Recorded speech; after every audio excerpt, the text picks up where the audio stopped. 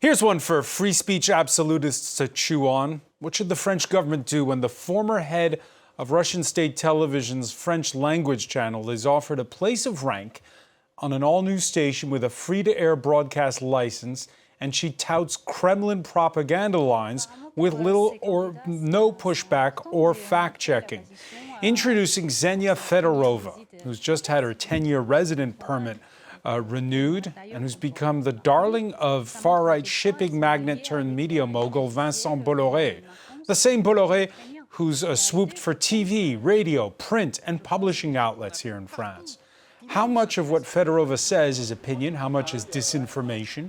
How much can one billionaire's personal views shape French public opinion ahead of next year's presidential elections, where the pro-Putin, pro-Trump far-right holds the early lead?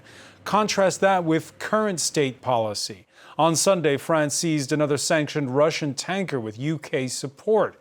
In the face of repeated Russia-linked aggressions, big and small, Emmanuel, Macron and Keir Starmer have doubled down in their support for Ukraine. How much can and should Europeans push back? Today in the France 24 debate, we ask about the Macron method for handling Vladimir Putin. With us, he's the host of the Dirty Politics podcast, columnist and communication strategist, Philippe Moreau-Chevrolet. How are you? Good. Perfectly good. Perfectly good, okay. His books include Bear Hunting with the Politburo, Craig Kapitas, columnist at Turkey Today. Thanks for joining us. Thank you, Francois. She has her first book is also out in French. What Do the Russians Want? Vera Grantseva, political science lecturer at the French Political Science Institute, Sciences Po. How are you? Yeah. Fine, I'm fine, thank you. Should be said for the record that replies to our invitation to join the discussion by both Xenia Fedorova and the television channel CNews went unanswered to our regret. But you can always join the discussion on the hashtag F24Debate. You can also listen, that's right, listen wherever podcasts are streamed. While its war with Iran has the United States loosening restrictions on sanctioned Russian oil, France, among the nations, increasingly showing resolve. For the fourth time since September, a shadow tanker intercepted by the French Navy, this one off the western tip of Brittany. Delano de Souza has more. A French Navy handout showing the moment the Tajor oil tanker was intercepted in the Atlantic Ocean, 740 kilometers west of Brittany. The vessel was detained Sunday morning while sailing in international waters with the help of Britain. The ship, which sailed from Russia, was reportedly falsely flying a Cameroonian flag and was heading to the Central African country. Prosecutors allege the captain repeatedly refused to comply with orders, and taking control of the tanker was necessary in a move criticized by Moscow. We consider these acts as illegal. They border on international piracy. We strongly disagree that they are being carried out in full compliance with international law. As you know, Russia is taking a number of measures to ensure the safety of its cargo, and will continue to do so in light of the negative experiences we have had. France believes the Tajor is part of Russia's shadow fleet used to evade international sanctions imposed after the invasion of Ukraine. The vessels frequently change flags or use invalid registrations to escape tracking. The Tajor is the fourth ship French authorities have seized. Nearly 600 vessels suspected of belonging to Russia's shadow fleet are under EU sanctions. In April, France doubled penalties on ships that failed to fly a flag or refused to comply with authorities. Chevrolet, he knows everything. Philippe Moreau-Chevrolet, this is since September now. Talk us through the timeline, because Russian oil has been under sanctions since 2023. What's happened? Why is it that since the month of September now, the French are stepping up these seizures like the one we saw? They were not the first ones to do so. I guess Great Britain has acted first, and then it was decided that France would act too, because France and Russia have been escalating, heat between the two. There is an escalating heat between the two countries. I mean, we have been, first of all, Macron went through a phase when he wanted to talk with Putin, Yeah, just before that all-out invasion of February It 2022, tried we to. remember the long table at the Kremlin where he thought went. that he could, by himself, by talking, that's a very French conception, he thought that he could avoid the war. There would be no invasion. They even issued a press release at 2 o'clock in the night, during the night, stating that there wouldn't be any invasion because Putin and Macron had some productive talks. It was 2 days before the invasion actually happened. And then he went through a phase when he didn't know what to do, basically. He was, talking to both Zelensky and Putin. And 2 years ago, maybe, he started to be all in favor of Ukraine. And he took a leadership in Europe, which is unprecedented on this question of Ukraine. And he is really, really fighting for Ukraine all he can. I mean, that's the mission he gave himself for the duration of his mandate. Duration of his mandate, which ends in less than a year now, Vera Grantseva. What do you make of the fact that, it's been only since the month of September that the French Navy has been cracking down? It took long. It took long because there were some risks still related to Russia and to Putin's regime, which is a nuclear power, and there were some also risks regarding that. But gradually, I think European leaders understood that Putin's regime and Putin personally, they understand only force and only power, and real action must be taken in order to limit or even stop Putin shadow fleet, which is completely illegal. It's not a question even of European sanctions. It's also a question of the UN law, the law on the sea. So what are doing Putin's regime today? Putin's government, it's breaking the law in international law regarding the exportation of oil and other materials. For instance, this vessel which was captured yesterday, they changed twice their flags. So it's something against the law, and it's very dangerous for everybody because we don't know anymore who are transporting what on the high sea. So it's a good step which can show to Putin that European leaders are able to take real decisions and they are not so weak, because all Putin propaganda is built on the idea that Europe is weak. It will anyway will not support Ukraine till the end, and eventually Putin will win this war against Europe. There was a period last year, Craig Capitas, where for the first time there were no major U.S. warships in Europe. They were all occupied elsewhere, a lot of them going to the Caribbean at that point. And that kind of corresponds to this period where the likes of the UK and France start to step up. The idea is the Americans are gone, we have to do it ourselves? There are two schools of thought. One school comes from those who have been pickled in think tanks. The other comes from people like myself who have been pickled in reality. Let's get something straight here, ladies and gentlemen. Putin invaded Ukraine in 2014. Let's not forget that. He did not invade in 2022. He sent more troops in there. Putin, for the past 26 years, has been involved in a disinformation campaign and a war of attrition against the West. Fact. As for France, Macron has been out of the loop on this from day one. He's only now getting back into it. I think he now realizes that there's a war going on, a global war. Now, but my question was, is it because of, as you say, Russia's been doing this for years, but is perhaps the factor that brought him perhaps back in the loop, the fact that the Europeans are coming to the realization that the United States isn't going to do it for them? Well, yeah, that's been evident, but I say that's a big so what? What has he done? I have more questions than comments and observation on this. I have lots of questions, and I don't see anyone asking Macron these questions. Principal among them is why the hell is he still allowed the Holy Trinity Cathedral to operate in central Paris, which, of course, Sarkozy brokered for them?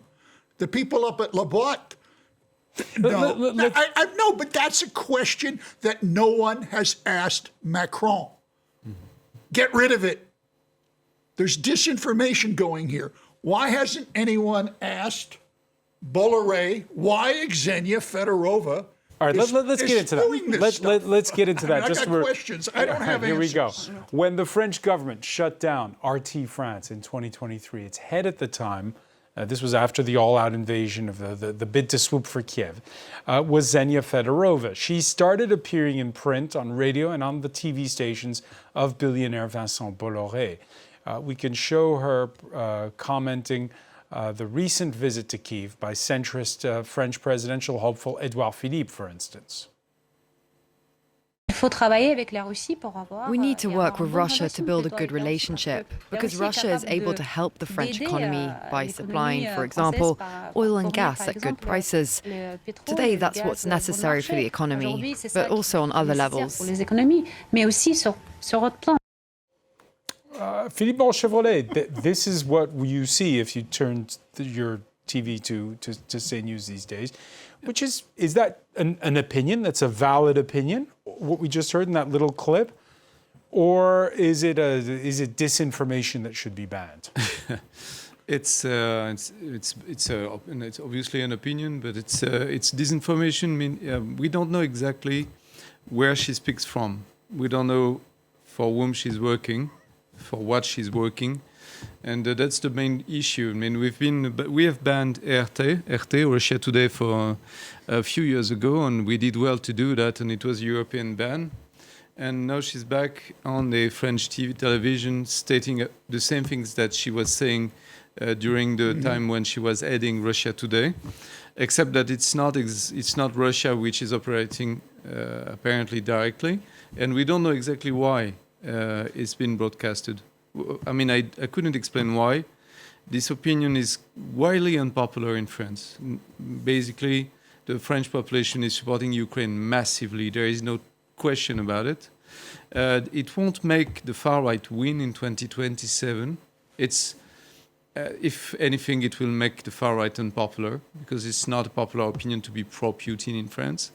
And the last one we did a mistake like this was Eric Zemmour during the presidential campaign.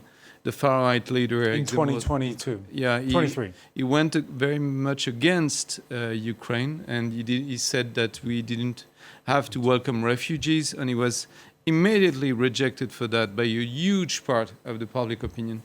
So what I don't get is where is she speaking from? Is she speaking from, kind of okay, but my question is, position, or is she doing something else? Is it just statements like that say, well, France should be? We've had guests on the set who believe that France should have good relations with Russia. That's ludicrous. That's an opinion. That's false. I mean, that's ludicrous at best. Where is it condemnable, is my question. Where is it condemnable? Well, she's not. No. Hey, this is France. Go on your TV, but let's start questioning her. And she it's the lack of pushback. The problem. Why isn't she sitting here? I'm sorry. Bolloré, you're an idiot. Come on the show. Take some questions. You refuse to do it. Look, back in the early 20th century, when Lenin started this mess in Smolny, he had a group of people who were called quartermasters. And what they were, these were people who operated for the Bolsheviks in the West, getting the money, doing intelligence and whatever. This Xenia Fedorova, who's a good-looking girl, and that's what they do. It's called a honey trap if you haven't been there. She's a but you just heard Philippe Chevrolet say it doesn't work. That, it doesn't. They think it works. The Russians will throw everything they can at you. Right. Provokacji, pokazuka. But it's counterproductive. It's not working. It's working against them. That's what I personally don't understand. No. They are wrong. No. They are failing right. in Hungary for the same very precise. All right, so let me ask you very granted. Don't want it. Is the problem that Xenia Fedorova is on French television, or is the problem that there's nobody calling her out when she speaks? I think both. Because what they are doing, starting from her biography, which is very unclear. She's not a journalist, and she has never worked for a real journalist agency. So her studies are not clear where she did it. She was not a ground reporter in Russia. She's never covered anything, so she was never in the field. She was a media manager in the propaganda instrument of Putin, because Russia today it's not the real media. And by the way, that is where I think Europeans must stop to be naive. Because when you are facing propaganda instruments, you must have an adequate also response and not taking it as a journalist, etc. So I think that her problem, yes, is that nobody contradicts to her, and even more than that, according to what we know today, she is now able to fire people who started to contradict a little bit to her. So there is a real problem with the diversity of opinion and with fact checking on this. Yeah, there were other opinionators on the channel who got sacked, and some people wonder if she had something to do with it. But I can explain you why they're doing that. Exactly, it's counterproductive. It doesn't have a real effect. But a Soviet approach was to say that the more you lie, something will still remain in the population. That is the objective. So they don't want really French population to believe her, but they want even some minor lies to still enter the brains of French population. But that's exactly it. That is the Soviet playbook. Russian. But that's not working. I mean, I hope. If you look at the influence of that position, it's not working. They've been doing it for 10 years maybe, even before the invasion. It's simply not working. I mean, I don't get why they would do that. All they need to do is affect one or two people. Let her spiel what she wants. Craig, I would understand that they would support Trump full speed because there are money to be made. There is money to be made. The connections are useful for the business. Sure.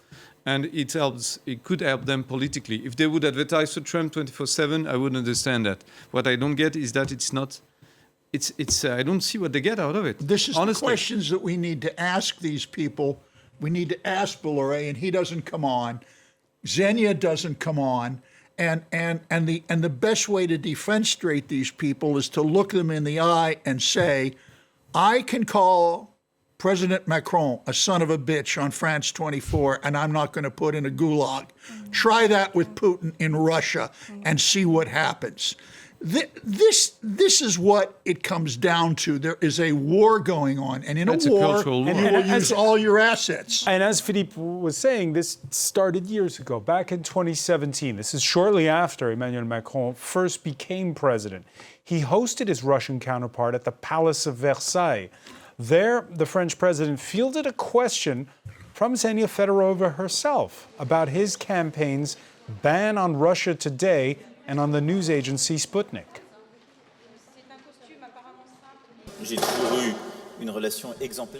I have always had an exemplary relationship with foreign journalists, provided, of course, that they are actually journalists. And political leaders have a responsibility to make decisions and speak out.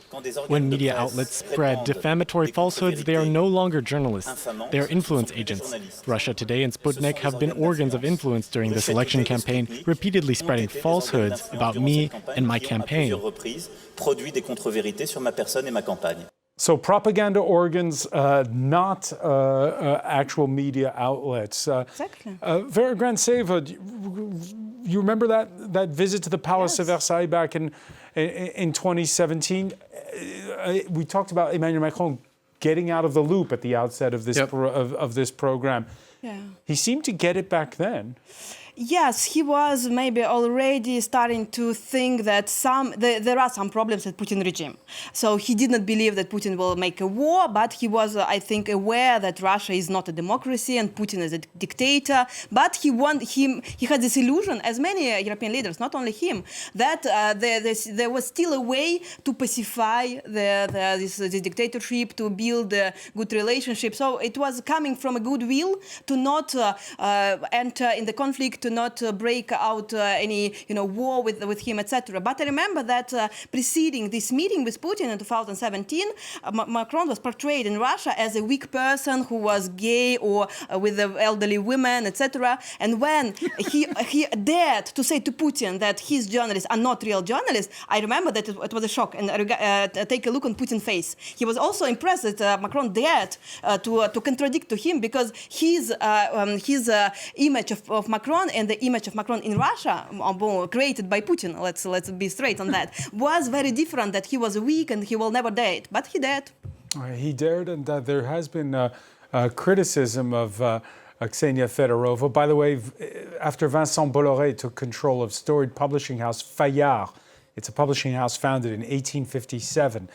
This was in 2023. The editorial line shifted, and alongside books by the likes of far-right National Right President Jordan Bardella was the book Banned, written by Fedorova.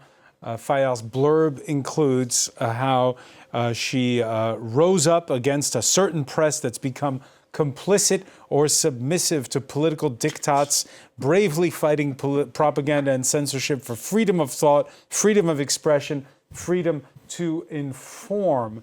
It makes us smile a little bit here in the studio, Philippe Moreau-Chevrolet. But Vincent Bolloré, it's not so much about her. It's about this, again, this publishing house taken over by Bolloré.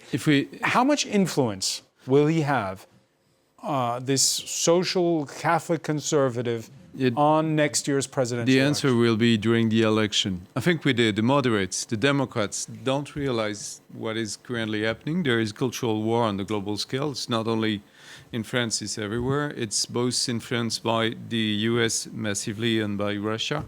Russia is weakening, but apparently not dead yet. I mean, influence-wise, it's losing a lot of ground. The Russian regime is losing economically, militarily, on a lot of fronts. But it's still very influential. And these cultural wars, we are not prepared to face them. Why? Because we didn't realize that the media landscape has been reshaped by the far right quite massively. And there are lots of new magazines in the kiosks that are advertising for the far right. You've got books, you've got TVs, and all of that is a kind of a populist. Yeah, but Bolloré owns, for instance, all the bookstores that you see in train stations. It's not only Bolloré, it's Serrin, it's a lot of actors are building that, and in front of them, you've got, it's not symmetric because it's not the same level of strength, but you've got Mathieu Pigasse, who could be a candidate for the next election, building also a billionaire. Same, thing on the left side. Both of them being kind of pro-Russia, by the way. And we see that mounting things, very aggressive, and between the two are the Democrats and the moderates. So, Vera Grantseva, you mentioned the slights against Macron's masculinity, if you will, by the Russian state media, which it continues to do. For Vincent Bolloré, arguably the attraction here isn't Ukraine as such, but it's these social values, these conservative values. That is where, for me, there is a huge problem. I don't understand how Vincent Bolloré can be so poorly understand current Russia. So Putin regime, Putin personally, is anything but conservative values. If you will take a look on Putin's personal life, you will see that he is quite far away from what we can call conservative family. You see, with many children, he is divorced. He has not got that image himself, and Russian society itself, it's also not the case. Why? For instance, in Russia, the rate of divorce is huge. It's 8 marriages out of 10 ending up by divorce. The religious aspect of Russian society is also quite overestimated. Russian people are not very religious. I think about from 2 to maybe 4% of Russian people, they go to church. And by the way, starting with the war, with the church supporting the war, Russian people people started to go even less to church. These are official data from even current Russia. So current Russia is not a conservative country, and what Putin is telling to Belarus and his friends and his colleagues, it's completely a lie. You see, so for me there is this mismatch between what this ultra-right, far-right imagine about Russia and the reality, which is very, very different in current Russia. Yeah, we talk about the real war, the one between Russia and Ukraine, but there's the culture wars, Craig Kapitis, and we saw how culture wars played an important role in the United States in the 2024 campaign. How about in 2026, 2027? You heard Philippe mentioning how in Hungary it was more. Well, the good guys won in Hungary. Yeah, but because the population understands what is being played. We have to see in front of them. We have to see what happens. Again, it's. I mean, you raise a good point about the religion. There's a concept in Russian Orthodoxy, at least the one that Putin's patriarch Kirill is. It's called Symphonia. Goes back to the ancient czars. This is a very important concept if you're trying to grasp what's going on here culturally, Francois. That means that the church and Putin, or the czar, work in concert. They don't get in each other's way. They're like a symphony. That's why they call it Symphonia. No, but it's a concept that is being disputed, and I don't think it was the French Orthodox Church, Christian Orthodox, was built very much against Moscow. That's a different because branch. of the Soviet regime. You're absolutely right. And what Putin did was to kind of blackmail the believers in the church. Down at the Holy Trinity Ukrainian Cathedral, church became independent. Yeah. Down at the Holy Trinity Cathedral, these are all Putin Orthodox Christian spies, and this is the way Putin operates. And see, again, another question I have if Macron was sitting here right now. Okay, Mr. President, let me ask you, sir. I can guarantee you that Vladimir Putin sees this conflict as a global war, for lack of a better term. Let's call it World War III. How do you view it? Would you call this current conflict we're seeing World War III? See, realists, those who haven't been pickled in think tanks, realize that there is a global war going on. Now, culturally, militarily, there is a global cultural war, and politically and militarily, with an alliance between Russia and the U.S. on this front. That's right. But no one wants to fight it. We have people being assassinated in the UK. We have optic fiber being cut. No, the problem is, how do you fight it in a democracy with democratic values? Well, Mr. President, please tell me how you do this, because right now the Russians are winning. There's no anti-war movement in Russia. They are There's losing no militarily, public dissent. they are losing economically, and the population doesn't stick to that kind of speech. I mean, look at what happened in Hungary. I mean, they are fed up. They are very much against Russia, and they don't want to be with Putin. And if the far right is campaigning on that front for the next election in France, it will cost them. It won't add I think you're single right. vote. But I think Philippe, I agree with you 100% on that. But I would still like to ask these questions of Macron, Belarus, and the rest of these clown sticks. I just want to pick up on that point of Philippe's Vera-Grantseva, because you talked about the Russian mindset when it comes to religion, and we'll talk about it a bit more in a minute. The French mindset is it's a nation of mostly lapsed Catholics. Yeah. So again, it's Philippe's question about what do you get out of fighting culture wars in France? How do you see that? I think that there are two main axes which Kremlin chose in order to fight France. The first axe is anti-Americanism, and it is very exploited by Russian regime. It's not about values, but it's about this long-term attitudes towards the United States, which started with Charles de Gaulle, etc. So it's exploited. So the idea is to divide France from the U.S. and even from the greater Europe. So in other words, the Russian president has an easier time with the German far-right AfD which says we're not pro-Trump, we're pro-Putin.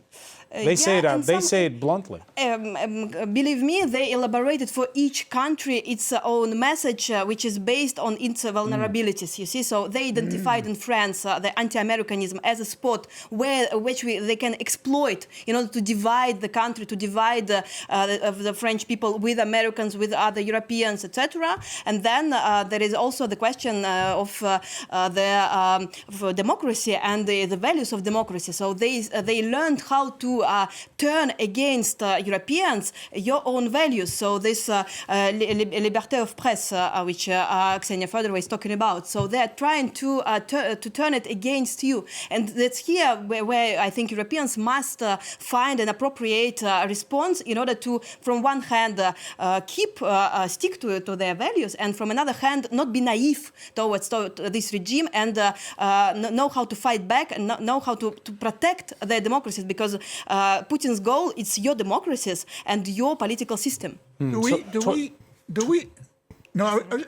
we sometimes, again, another question, when we use the phrase culture war in France, are we sometimes like putting too much of an Anglo DNA on that? Because culture war in France, I mean, I've been here forever. Yeah. Is to me, a culture war is if you serve goûter too early in the afternoon to your kids. That the culture war that we see taking place in the United States, I haven't seen it here. What I have seen is Bolloré is a Catholic. I believe he's a Latin Mass Catholic, yes, which is the radical Catholics. That group has had many conversation with Keir and Putin's Orthodox Church. We don't know. Actually, I said Latin Mass Catholic. I'm sorry. I meant I'm not sure about that. I believe. Latin Catholic. I'd like to find out. Roman Catholic is what I was. Yeah, I would like to ask that question, but you see, we have not had the opportunity to ask these questions, and that's what concerns me. All right. Before Philippe answers that question, Craig's referred to this twice in our discussion. Again, 2023, RT France is shut down. Ksenia Fedorova quickly found a home on the channels of Vincent Bolloré, and she hosts something called Orthodox Lights. It's a magazine program on television about Orthodox churches, be they in France or elsewhere. There happens to be a history between Moscow, Paris, and the Russian Orthodox Church. When Nicolas Sarkozy was French president, he swung from the Atlantis to return France to the Central Command of NATO, to the leader who approved the since-scrapped sale of French frigates to Russia while negotiating that deal with Georgia, and who offered diplomatic status, as Craig Lapidus was saying, to that Russian Orthodox center inaugurated in 2016 on the River Seine, this just several blocks from the Eiffel Tower. Lots of questions here. Philippe Rochevolet, since you're the Orthodox in the room. Yep. What is that building? What does it do? We didn't understand why it was built, because there is already a cathedral, which is the Nevsky, Saint Alexander Nevsky Cathedral in the center of Paris, which is perfectly suitable for the community of Russian Orthodox in Paris, which is not huge, by the way. So one cathedral was enough, but there was a need for a second one, and I still don't understand why. And why was it given this diplomatic status? I don't know why also, and there was no need for that. But the first phase of Russian influence was, what Putin was doing. He was trying to build another clergy in Paris to compete, I guess, with the first one, which was resisting its influence. That's my only understanding of the situation. And there was a kind of an agreement, which is also an economic agreement between France and Russia, because a lot of money was poured in the construction of the cathedral. So I'm guessing on the part of the state at the time, Nicolas Sarkozy, and the mayor of Paris, Bertrand Delanoë at the time, I think there was the fact that it would bring some money in the economy, in the local economy, for the French groups, I guess. But I don't understand it still. I don't have an explanation on this. I don't know why they did it. And we'll sell you some gluten-free croissants. But they did manage to take over the church without any problem years after the invasion. They took over our church basically in a fortnight. So I don't get why they had to build a whole cathedral. And I don't see it. Well, Grantseva has the answer. They have an embassy. Go ahead, Yeah, so theoretically for me, the cooperation between different countries on cultural field is not a problem. The problem with the Putin Russia that for him, culture doesn't exist outside of political and even, I would say, KGB system. So why they were granted with diplomatic status? Because they are subordinated to Russian government and to KGB, because today Russian government is also in most part is a KGB system. So there is no more symphony. You wanted a second embassy. Exactly, yeah. So it's more of the influence, but more intelligence influence, you see, on the population. So it's a part of the spy work of the Russian government work. So there is no more symphony between Russian government and Orthodox Church. Why? Because Russian Orthodox Church is completely subordinated to Russian government, as it was in the Soviet Union. You see, so Putin perceives church, media as a tools of manipulation, because he is a KGB agent and he sees the world in this from this prism. All right, so get the question asked earlier in the show by Craig Kapitas. Should that diplomatic status be rolled back for this building that's, again, just a few blocks from the Eiffel Tower? Maybe. So it's a question for French government, because I imagine that there are different agreements, there is legal status, etc. It's not easy, because if you enter in this bilateral relations, you can also maybe harm some French interests in Russia, because if France does something against Russian government here, there could be some also consequences for French embassy and for French cultural center. So it's an easy diplomatic game, but maybe today, taking into account the context of the war which Putin is waging against Europe, maybe some steps must be taken. Philippe Chauvelet, has France gotten better at countering? We see, for instance, yes, sure. there's a Twitter account called we have French the French Response Twitter account. We have Viginum, which is... but when you see where Russia's influence has really made an impact in French-speaking West Africa, the influence... Are the French doing better at countering? In Africa, I don't know, because we saw just last month, the France 24 Observer's site was part of a consortium that uncovered how there was payoffs to African journalists to spread disinformation. Yeah, but it's first of all that they are not the only ones paying off a journalist in order to raise their influence. The Russians, I mean, it's the old way of doing things. I'm more preoccupied by the digital way of doing things through the telephones, through the mobile phones. I think they use the problem is that they use real facts. The colonization was, of course, something that was awful. I mean, we are all against colonization, right? They use that past and they weaponize this past against the French, and that's very efficient. And I'm more afraid of that, which is not officially Russian, but that's what they do, than of everything else. And in France, what they succeeded in doing is that they are advertised, they are supported. Russia is supported by both the populist movements on the right and on the left, by the La France Insoumise and the Rassemblement National, and both of them are supporting Russia, although it's unpopular. It's not popular.